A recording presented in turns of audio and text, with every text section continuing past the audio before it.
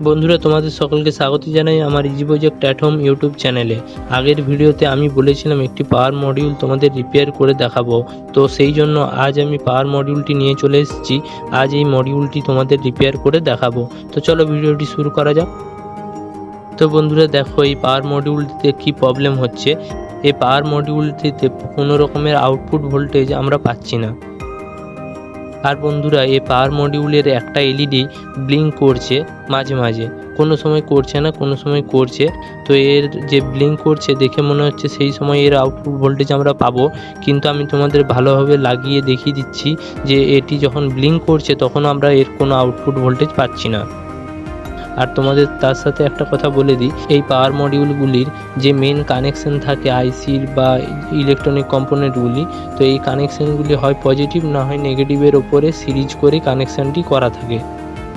তো চলো দেখে নেওয়া যাক যে এটি কি করতে হবে। তো তোমাদের তার আগে একটি কথা বলি, এই ভিডিওটি সম্পূর্ণ স্ক্রিপ্ট না করে তোমরা ভালোভাবে দেখো, তাহলে তোমরা তোমাদের বাড়িতে থাকা এরকম যে কোনো ধরনের পাওয়ার মডিউল তোমরা রিপেয়ার করতে পারবে বাড়িতে বসেই।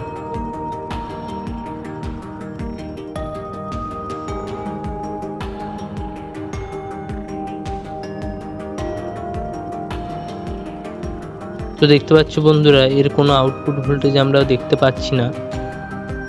এরপর আমি যেটা করব, এই মডিউলটিকে আমি একবার সিরিজে চেক করব।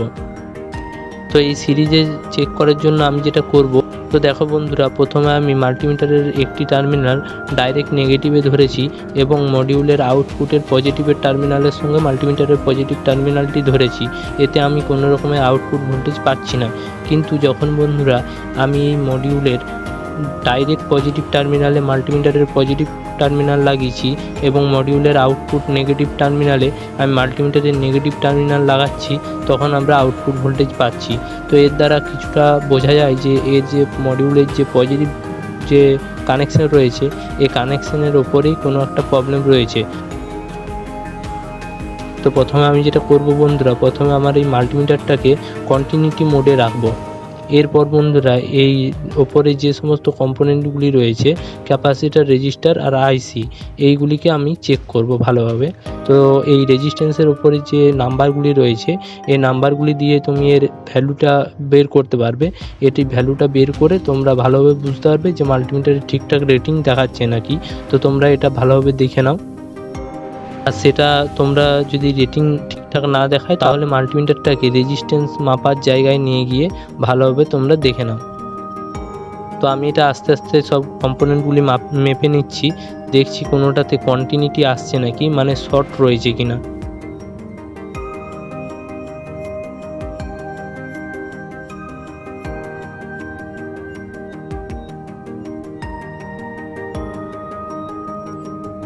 তো বন্ধুরা, এখানে এই আইসিটা রয়েছে, এই আইসিটির 1 নাম্বার পিন এবং 3 নাম্বার পিন শর্ট রয়েছে, কিন্তু এটি শর্ট থাকারই কথা, কারণ এর যে ওয়্যারিং রয়েছে সেই ওয়্যারিংয়ে এটি শর্ট করা রয়েছে। তো বন্ধুরা, আমি এটি ভালোভাবে দেখে নিয়েছি, এটি কোনো রকম আদার্স কম্পোনেন্ট শর্ট নেই। তো এখানে এই যে রেজিস্ট্যান্স দুটি রয়েছে, এই দুটি রেজিস্ট্যান্স এর যে এই এলইডিগুলি রয়েছে, এই এলইডিগুলি যাতে ফিউজ না হয় তার জন্য রয়েছে। এই এলইডিগুলিকে যদি আমি বাদ দিয়েও দিই, তবু মডিউলটি ঠিক থাকা অবস্থায় এর আউটপুট ভোল্টেজ আমরা পাবো। তো এরপর চলে আসছি বন্ধুরা, A400 লেখা রয়েছে, R400 এই রেজিস্ট্যান্সটির ওপরে।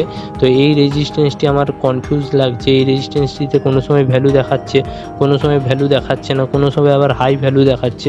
তো সেই জন্য আমি এই কম্পোনেন্টটাকে তুলে করে এখানে আমি একটি অন্য রেজিস্ট্যান্স লাগাবো। তো দেখতে পাচ্ছ বন্ধুরা, এটি একটি 400 ওহমসের রেজিস্ট্যান্স। তো আমার কাছে তো 400 ওহমস রেজিস্ট্যান্স নেই, আমার কাছে এইরকম একটি 470 ওহমসের রেজিস্ট্যান্স রয়েছে। আজ আমি এই রেজিস্ট্যান্সটা এখানে লাগাবো, তারপর দেখব কি হয়। এই রেজিস্ট্যান্সটি এখানে লাগানোর জন্য এই এসএমডি রেজিস্ট্যান্সটিকে প্রথমে তুলে ফেলতে হবে। তো এটি তুলে নেওয়ার জন্যই এই এসএমডি রেজিস্ট্যান্সটা দু সাইডে আমি একটু করে ফ্লাক্স দিয়ে দেবো। ফলে কী হবে, এই এসএমডি রেজিস্ট্যান্সটির ধারে থাকা শোল্ডারটি সহজেই গলে যাবে এবং এসএমডি থাকা রেজিস্ট্যান্সটি সহজেই উঠে যাবে। তো এসএমডি রেজিস্ট্যান্স বা এসএমডি কম্পোনেন্ট তোলার সময় তোমাদের একটি জিনিস খেয়াল রাখতে হবে, যে তোমাদের আয়রনের মুখটি যেন অন্য কোনো কম্পোনেন্টের সঙ্গে না লাগে, তাহলে এসএমডি রেজিস্ট্যান্স বা এসএমডি কম্পোনেন্ট সহজেই শর্ট হয়ে যেতে পারে। তো এটি তোমাদের খুব কেয়ারফুলিভাবেই ঠিক করতে হবে বা কম্পোনেন্ট খুলতে হবে, লাগাতে হবে। তো দেখতে পাচ্ছ বন্ধুরা, আমি এসএমডি কম্পোনেন্টটাকে তুলে নিয়েছি। এরপর এর জায়গায় আমি এই 470 ওহমসের রেজিস্ট্যান্সটি লাগিয়ে নেব।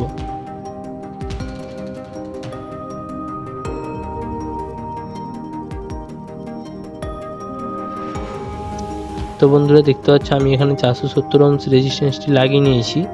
এরপর আমি এটাকে চেক করব। তো বন্ধুরা আমি এই যে পাওয়ার কেবলটা লাগাচ্ছি, এখন এতে সাপ্লাই দেওয়া নেই।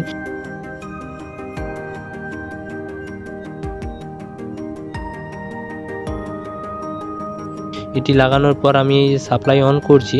তো দেখো বন্ধুরা, এই এলইডিটি জ্বলে উঠলো। তার মানে আমার পাওয়ার মডিউলটি সম্ভবত ঠিক হয়ে গেছে। এরপর আমি এর আউটপুট ভোল্টেজ মেপে নিয়ে শিওর হয়ে যাব।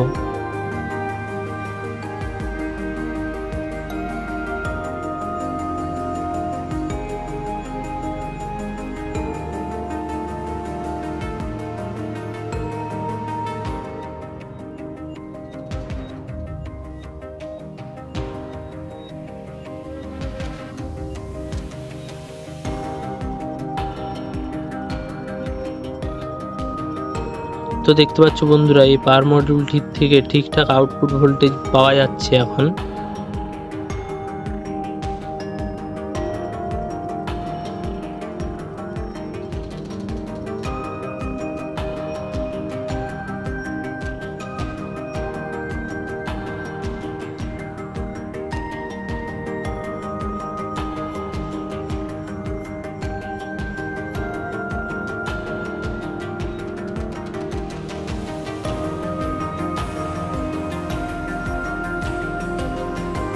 তো চলো এরপর এই মডিউলটি দিয়ে কোনো একটি ব্যাটারিকে চার্জ দিয়ে দেখা যাক।